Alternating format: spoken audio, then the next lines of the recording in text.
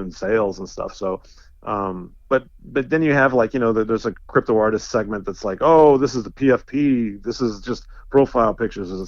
I'm not saying it's not art, but you know what I mean. Like the people, there's some people that are like, no, that's a different sector. And so I think it is kind of 50-50 right now, to be honest. Because you go to any crypto art gallery, they most of the stuff you're seeing is 3D work or really really refined stuff. But yeah, I think right now definitely 50-50 for sure. So you were talking earlier about the Rare Pepe Trading Collective. What year was that? Oh yeah, that was 2016. That's ancient history in this space, right? And It's an so eternity almost, yeah. yeah, and so I think that's something you kind of hang your hat on. But tell me about 64-gallon toter. Yes. Yeah, Explain to people what that is and what kind of happened there. Yeah. So the 64-gallon toter, it's a piece I'm definitely known for. It spawned the like trash art phenomenon movement, whatever you want to call it. It was a piece that I made in reaction to a friend of mine getting removed off the Super Rare platform, in regards to copyright and like community disputes and so forth. But basically, like they removed him. Max Osiris, he's another artist. He's a friend of mine, like a kindred spirit, in a sense. And yeah, I mean, they removed him. And for me personally, it was like seeing a brother kind of get tossed off the train. And so I started making some reactionary art to it. But at the time, I was making some artwork using this app called Photomosh, and it's like a glitch app. It's like a web app that you use, and a lot of like people in the glitch community would use it as well. To be honest, truth be told, I was using that app like 2 years before I even got into Super Rare, so it's kind of funny. But yeah, like there was some community members, like some artists that were talking. They did not like the GIF art that I was making. They said it was trash, or some of the collectors said it was trash. And so basically, for me, I kind of took that as a badge, and I said, you know what? If they're gonna call it trash, I'm just gonna own it. And so I started making like trash can GIF art on Super Rare, and and kind of just cranked it to 11. And then I made a couple of like obscure like trash pieces. I called one like I made one called Brute Trash Can, but it just looks like it's like got a white background and like a cut in the center, and it's just like a glitch like animation. And basically it's like an obscured trash can. Like I actually used a trash can, but I really affected it so you couldn't see it. And I don't think anybody got the joke. And then I kept making. I made one more, and then I made the 64-gallon toter, and that's when I got removed. And so the reasons why I got removed were because of copyright. I basically violated the terms and regulations, and basically they thought I had I took a Home Depot picture of a trash can, and because of that it was copyright infringement, whatever. And basically I got removed, and the image got removed. And so from that point on, other artists heard about that, and they kind of thought it was silly, and they started making trash art. They started making trash can remixes and this and that, and I told everybody, I said, it's open source, so go ahead and do it. And from that point on, I think we have probably thousands of trash art pieces from like, hundreds and hundreds of artists around the globe that have made pieces. Sure. Yeah, it's truly. I mean, I'm truly humbled by it. I'm to be honest, like I'm still kind of like in shock. I mean, it's like a meme in a sense, and it keeps permeating. So yeah, that's the genesis story of that. And the piece, you can still see it on the Super Rare contract. Right. If you go to OpenSea and type 64-gallon toter, you can still see it. It's there. It's just not on their platform, their Web3 platform. So. Yeah, I mean it's a really interesting story because I mean you violated their user agreement, but I mean like in the nature of the art world, image appropriation happens all the time. In most of those cases, you're kind of within your First Amendment right of expression as long as you're making an original. And there are plenty of stories. You can just start with somebody like Richard Prince, right? Just appropriating all sorts of imagery. I mean, you've been here from the very beginning. Where do you feel this space is headed? Where do you think we're going? Yeah. Well, I mean, the Coinbase news the last 2 days. I mean, that they're gonna make a go for a Coinbase NFT marketplace. So we'll see how that goes. Now, I mean, there's obviously like two views on that, but we'll see how they do.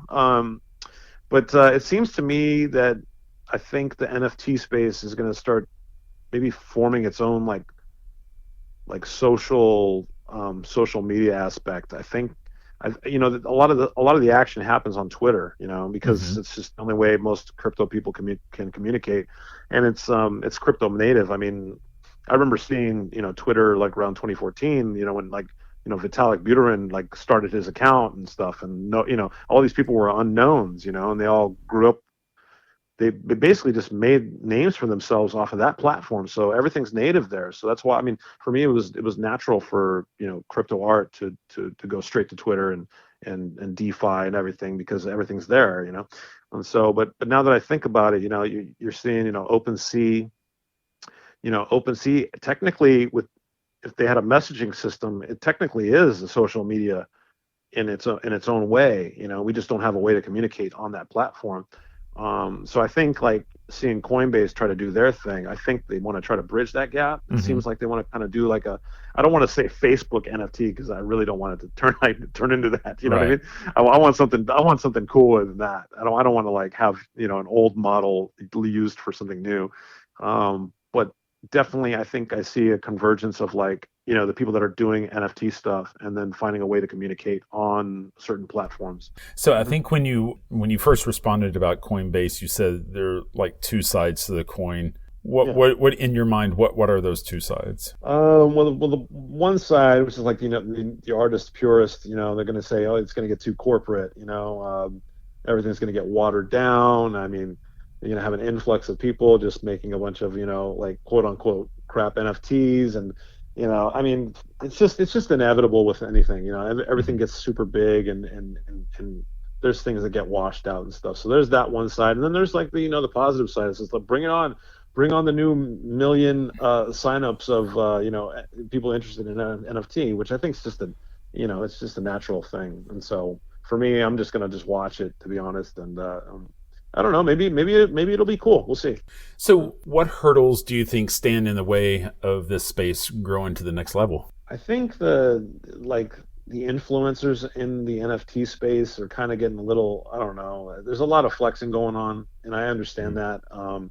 But I just think I mean, it's just a little humbleness will be good for the entire space. There's a lot of people like really doing really well, and some colors are starting to be shown, and it doesn't look good, and so that's the only thing I fear, is just a little bit of like ego tripping. Sure. And for me, to be honest, like I've had a pretty nice run with this thing, and I just try to keep myself on the ground and say, look, I couldn't even sell a piece before crypto showed up. I couldn't even sell one canvas piece. And for me, to be honest, like I always tell people, like the one time I knew that my artwork might have been valued or might have been worth something was I used to put my paintings in the hallways of my rehearsal lockout spaces. Hmm. And I had like three paintings like stolen, that someone took it off and ran off with it. And I was cracking a joke, like, if it's good enough to be stolen, it might be worth something. So for me, like, that was my first inspiration, but to like sell canvas pieces is like a whole nother step. So I just think a lot of people just need to kind of just remember where they came from in this space, and a lot of us came from nowhere, which I think is beautiful, actually, Sure. because I think a lot of us are very grateful for what we've got, and I think that's good for the space, because for me, I try to find other artists that are struggling too, and I'll if I see they're making great work, I'll buy their work, I mean, like, immediately. So yeah, so I say Sure. just keep the good community vibes going, for sure. Sure. Well, it sounds like you have tons of relationships in this space, and I'd hate for you to leave anybody out. But if I were to ask you, who are the top two or three artists whose work you really respect, admire, try to collect, do you feel at liberty of saying whose work really does something for you? Yeah, top three. Woo. Okay, I will say one, like, obviously, like, my buddy Max Osiris, like, I think his work is utterly phenomenal. secret talent still to this day. He does like this type of it's like it's like gangsta transdimensional art. Like he's able to like take the whole, for me, like transdimensional art, psychedelic art, it kind of Mm. gets into like some like cheesy area, like it's not fine art. He has that transdimensional element, but the way he repurposes like old classical work, he'll remix that stuff and put some new stuff in there. He'll mix artificial intelligence um, tools with old classical paintings and all that stuff. It's just a really good mix. And it's just we became friends because we both respected each other's artwork. That's how we kind of got together and stuff. But yeah, Max Osiris. I'm gonna say X copy because Hmm.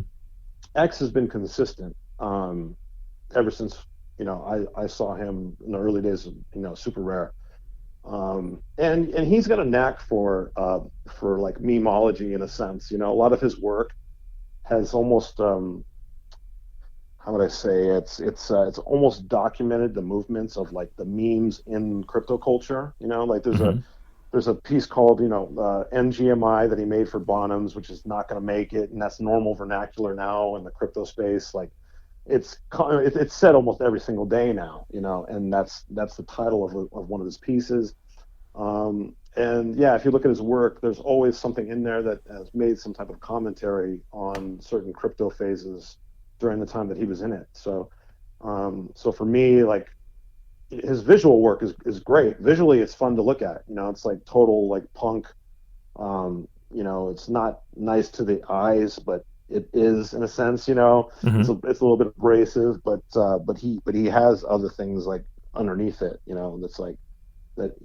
Just good commentary on the culture. Sure. And as far as a third,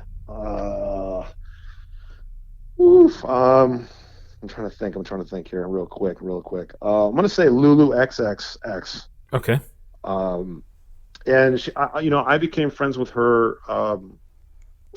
She's based in France, but I became friends with her through Rarible in the early days. So Hmm. like, there was a time when Max and I were both kicked off Super Rare. We didn't know where to release our new material. We're like, well, did we just like ruin our career or what? Right. What are we going to do? And so we started using Rarible. And at the time, Rarible was considered like, don't go mint over there. It's cheap, cheap NFTs, like never put your art there. And like Max and I were just going, you know what? Let's just do it anyways. And we started having a lot of fun. We started selling a lot of pieces, and then more artists came from Super Rare and like slowly released pieces there. But Lulu came in and some new artists that had no place to go to release stuff. And so I came across her there. She bought a couple of my pieces, but her work is like she's been making some stuff recently. It's like totally cyberpunk. Like it's like Mm. I it's different the way she does it, but it's like I still can imagine some of that artwork actually in Blade Runner, which is a trip Wow. because usually like Blade Runner, you're already like you're used to seeing the Japanese the geisha woman on the side of the Yeah. building, with the LED kind of light, but the way she does it, there's a piece she made, there's an Elvis piece and a David Bowie piece that she did. I collected both of them. But I think she's a coder, but she repurposes like film and stuff, and she breaks it down and then repurposes it, and like the way you see it, like it's super cool, man. I'll give you a link to it so you can check it out. Awesome. But yeah, those three for sure. Like visually, just I love them. Hey, Robness, I really appreciate your time today, and I appreciate you being willing to sit down and talk to us about the space and your big chunk of history in it, and your success and your art. And I just want to say thanks for your time and willingness to share it all, man. Oh no, thank you so much. I mean, I love doing this, and so anytime I can maybe share some new material, I'm definitely down. And yeah, thanks for having me on. And yeah, I mean, we're still like we're still in the beginning of this Oh, stuff. I know. So yeah, anybody listening, you're not late. Like, let's go. Absolutely. All right. Well, hey, man, I sincerely I appreciate it.